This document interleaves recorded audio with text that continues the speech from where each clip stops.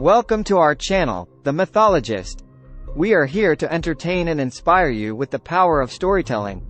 So sit back, relax, and let us take you on a journey through the magic of words. Don't forget to hit that subscribe button and hit the notification bell so you never miss a story. This is PewDiePie. He is a popular YouTube personality and content creator, who gained fame for his Let's Play videos and commentary on various video games. His real name is Felix Arvid Ulf Kjellberg and he is originally from Sweden. PewDiePie is known for his humor, commentary, and unique style of content creation. He has also been involved in various controversies over the years, including accusations of racism and anti-Semitism. Despite this, he remains one of the most popular creators on YouTube.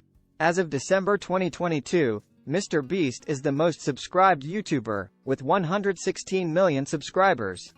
PewDiePie is the second most popular with 111 million subscribers. In addition to his gaming videos, PewDiePie has also created content related to internet culture, memes, and reactions to viral videos. He has also released music and written books, and has been involved in various philanthropic and charitable initiatives.